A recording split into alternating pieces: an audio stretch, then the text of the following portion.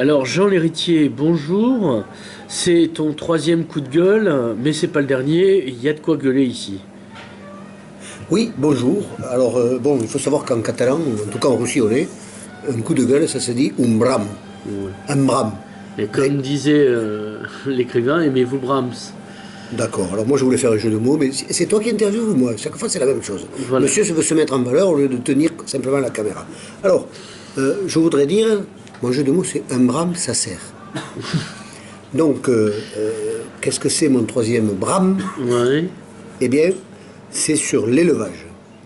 Parce que, Pas, actuellement, pas l'éducation, rien à voir. alors, l'éducation, c'est autre chose. L'élevage, c'est pour les animaux. Mais une autre fois, on fera un débat sur pourquoi on parle d'élevage pour les animaux et d'éducation pour les humains. Mais ce n'est pas le sujet d'aujourd'hui. Le sujet d'aujourd'hui, c'est l'élevage. On n'aide pas les éleveurs à s'installer. On a besoin d'éleveurs. On n'aide pas les éleveurs à s'installer et on leur met les bâtons dans les roues. Bon, il n'y a plus de charrettes. Il y a quand même des tracteurs qui ont des roues. Et puis, de toute manière, il faudrait faire preuve de volontarisme pour que les éleveurs s'installent. Alors Et c'est le contraire. c'est le boulot des maires, ça par exemple? Bon, je vais en parler. Simplement, ce que je voudrais dire, c'est que des hommes qui élèvent des animaux, c'est l'histoire des humains. C'est une très longue histoire. Elle remonte jusqu'au néolithique, donc 10 000 ans là. Je ne dis pas avant, mais depuis 10 000 ans, les hommes élèvent des animaux. Et ça joue un rôle important dans leur vie en société. Et il y a 30 ou 40 ans, il y avait encore dans chaque village de Roussillon des troupeaux communaux. Voilà. C'est-à-dire qu'il y avait un berger et un troupeau communal. Bon, aujourd'hui, je ne dis pas qu'il faut revenir aux troupeaux communaux, peu importe. Mais on fait tout pour empêcher l'installation des éleveurs. Or,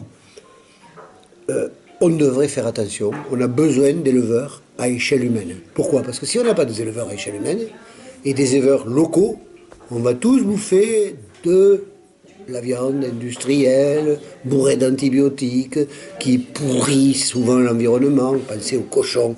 Le cochon à 1,99 € le kilo, eh bien, il pollue les nappes phréatiques en Bretagne, etc. Donc il y a vraiment des conditions dans l'élevage industriel qui sont catastrophiques.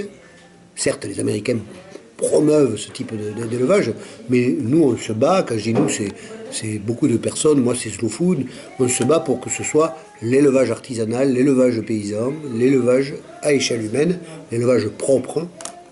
Et lorsqu'on empêche des éleveurs de s'installer, on fait le lit à l'élevage industriel.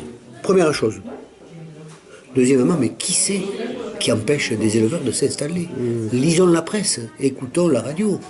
C'est le voisin parce qu'il y aura une mauvaise odeur.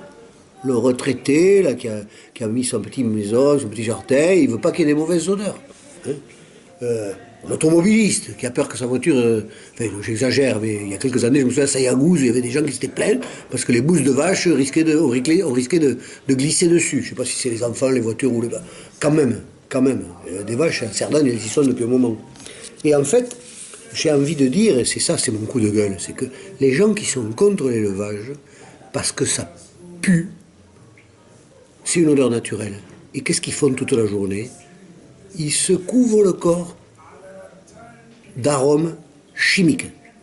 Parce que si vous achetez un produit d'entretien, un déodorant, un déodorisant, un truc, un machin, un shampoing, vous faites une petite lecture sur les ingrédients et vous allez voir arôme. Et quand il y a écrit arôme, ça veut dire arôme de synthèse, chimique. Donc on se bombarde de produits chimiques qui bousillent notre peau pour avoir une fausse odeur agréable. Et ce sont les odeurs naturelles que l'on rejette. C'est-à-dire qu'en fait, les gens qui rejettent ça, c'est des mutants. C'est des gens d'un monde où l'humanité aura cessé d'être humaine. Bon, les élus ne se mouillent pas. Hein. Je ne veux pas dire que c'est eux les responsables.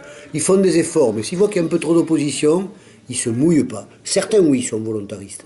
Mais pas beaucoup et pas suffisamment. Les élus devraient taper sur la table en disant « Attendez, des éleveurs, c'est précieux pour nous. » Et ce n'est pas le cas. Hein. Sans élevage, il y a davantage d'incendies. Sans élevage, par exemple, de race locale, notre patrimoine perd des éléments qui sont précieux, qui existent depuis des siècles dans notre patrimoine, comme la vache de l'Albert, la chèvre catalane, etc. Et puis, des éleveurs, c'est la vie sociale. Les enfants étaient habitués à avoir des vaches, à aller chercher du lait frais, etc. C'est quelque chose d'extraordinaire. Il ne s'agit pas de revenir en arrière, il s'agit de dire c'est une erreur colossale de ne plus avoir d'éleveurs. Voilà, on n'aura que de la merde industrielle. Mon coup de gueule, c'est ça. Vous voulez manger de la merde industrielle? Mangez de la merde industrielle. Vous avez le choix entre des éleveurs qui font de la bonne viande locale et de la viande industrielle. Ah, les odeurs vous incommodent. Voilà, j'ai dit ce que j'avais à dire.